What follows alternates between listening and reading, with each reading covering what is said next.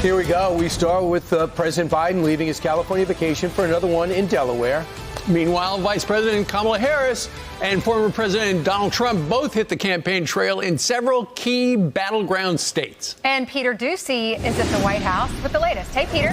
Good morning. And if you saw this photo, you would assume that President Biden is here, walking out of the Oval Office and through the Rose Garden for a private moment with his partner, the vice president, especially since the caption says, "We're working for you." But the president is not here. He left his California vacation for a Delaware vacation. Vice President Harris is in town, but we don't expect to see much of her till Wednesday and Thursday. She will be in Georgia both those days, her only battleground of the week. Trump plans to visit Virginia and Michigan today, Wisconsin and Michigan Thursday, then Pennsylvania Friday.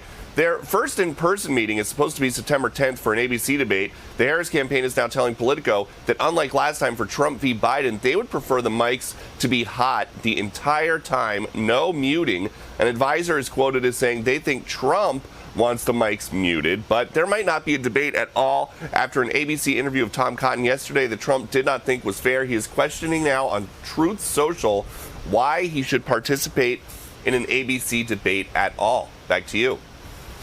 Peter, I just got a text message from your mother. Do you have a cold? No, I think I just had something in my throat. I'm good. All right. Mom, thank you. All right. Just one other quick question for you. You talked a little bit about the potential debate on September the 10th. They might leave the mics hot. Kamala Harris, in the meantime, one of her press people was on yesterday with Howie on Media Buzz and said she definitely will do an interview before the end of this week, and that she has done 80 interviews so far this year. Does that little 10 seconds that you talked to her a couple of days ago, does that count as one of the 80? If it does, we should talk to promos and hype it as an exclusive.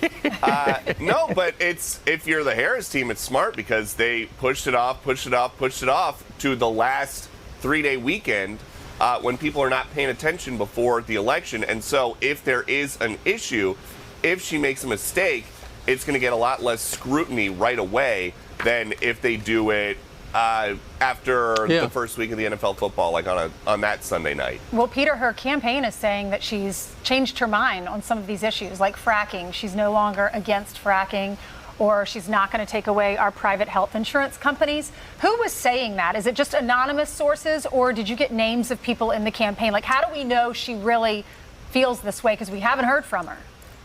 She has not said that out loud. I have emailed, as things have come up, many different people that are working in Wilmington, and they will tell us that on background, which basically just means on behalf of the campaign, they will tell us that her position has changed. But we have not heard the words come out of her mouth.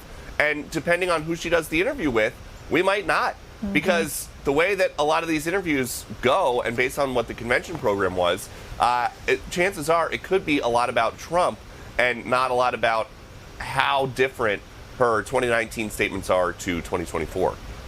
Well, yeah, it's coming up without her, even on the Sunday shows, which you would think would be friendly environments. So I can't imagine outside Oprah or Rachel Maddow how that would not come up. I mean, Lester Holt and these guys, Jake Tapper, they seem to want to ask. They're asking those questions hypothetically because she won't appear on their shows either. The reason I think that is because for the last 4 years, I keep like a running list of questions for Joe Biden, and I have watched interview after interview that he has done sit-downs, and pretty much none of them get answered. Yeah. And asked or answered. Indeed. And do we have any idea who the person might be who gets the interview? Not yet. Okay. All right. Thank you so much, Peter. Glad you're healthy. Yes, it's been 36 days since she jumped into the campaign and has not had a sit-down interview. People do have questions about her policy because we heard her at the DNC. She just bashed Donald Trump, and they all talked about abortion, the abortion issue, but never talked about what her policies are going to be. If you go on her website, her policies are not listed. Tom Cotton sat down on one of the Sunday shows, and he says we all deserve to see her in an interview. Listen. When she campaigned for president, in her own right, she did, in fact, promise things like decriminalizing illegal immigration and taking away health insurance. But that's his position she's clearly changed on, and she has said she has changed. Yes, she has. No, she has not. John, she has not said that.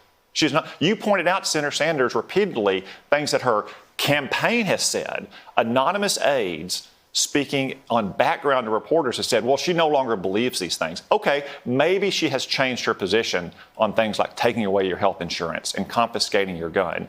If she has changed her position, she owes it to the American people to come out and say in her own words when she changed and why she changed. That's one reason why she needs to address the American people and speak to these questions.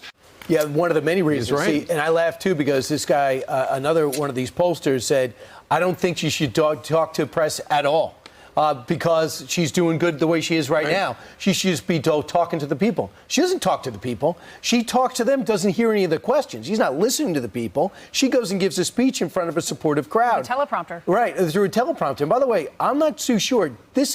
Her momentum is done. Trump had it in July. She had it in August. But now it's flat-footed tie. And in places like, I don't know if you've seen the Siena New York Times poll, in Georgia, Trump's up 6. So there's a push, and there'll be a bump from this. But after this, I think people are really going to have a discerning look at what exactly she stands for, because you can't even dispute what she stands for because you don't know what Kamala Harris you're fighting. Are you fighting the vice president? Are you fighting the senator? Are you fighting this new person who's running on Donald Trump's issues, like strong on the border, fighting crime, a strong defense, red, white, and blue? Excuse me, it's like David Plouffe came in there and said the reason why Trump is popular is because of these things. So let's give him to Harris. And I think the most egregious example was the tips. But I didn't know that was the tip of the iceberg of the theft of the Republican Party. Well, both sides know that the debate, aside from this interview that's supposedly going to happen in the next 5 days, the debate could change the trajectory of the race, because after this interview, then there's going to be one debate that we know of, although Donald Trump is suggesting maybe he might not do it after whatever he saw on ABC. So ultimately, if that changes the trajectory, the less she says, the better. So I get what the pollster is saying, but at the same time, Tom Cotton is right. All we know, the only words we have heard her that have come out of her mouth were things that she said about her policy in 2019. And for Peter Doocy to just say that he's heard from people close to her in the campaign, but it's all on background, that is how they are programming the press. They're saying, okay, on background, this is, she's changed her position. But we need to hear her say, I've changed my position. How are we supposed to believe that? Joe Biden ran on being a moderate. He was going to unite our country. Our country has never been this divided since I can remember. It didn't work. He lied to the American people. He ended up voting in such a progressive manner. And how do we know she's not going to do that? That's the way she stood throughout her entire political career. Here's the hope. They keep booking people like Tom Cotton, Marco Rubio, J.D. Vance on the other networks where they get their point out. These hosts have nothing to stand on. Jonathan Karl is a pretty adept guy, but he has no follow-up because he knows Tom Cotton's 110% right. You can sit there and say, why did Donald Trump didn't say this or that the whole time? But at one point, when you invite other people on, you're going to hear it. And there's independents and undecideds that watch those networks. And when his surrogates go out there, the Governor Burgum and others, Marco Rubio, when he comes back, I guess he's on vacation now.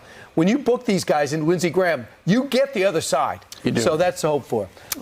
Meanwhile, also I have to say this. Front page of the New York Times, the first gentleman is a sex symbol. Please. I've seen second gentleman. Second gentleman. He wants to be the first gentleman. Okay. He says he's a sex symbol. When Doug, what's his last name? Emhoff is a sex symbol. I think that goes beyond reproach. And this is in terms of biases. It's the third story in the New York Times. Sex symbol. Doug Emhoff. That surprises me. I don't expect that from the New York Times. What was the lead story? How great? No, the other story was how Kamala Harris is not from Berkeley. She's from Oakland because it makes it seem rugged and tough. Okay. As opposed to Berkeley, which is berserk. You're spending a lot of time in the New York Times. We have a website, foxnews.com. Got to be prepared. Just saying. I'm Steve Doocy. I'm Brian Kilmeade. And I'm Ainsley Earhart. And click here to subscribe to the Fox News YouTube page to catch our hottest interviews and most compelling analysis.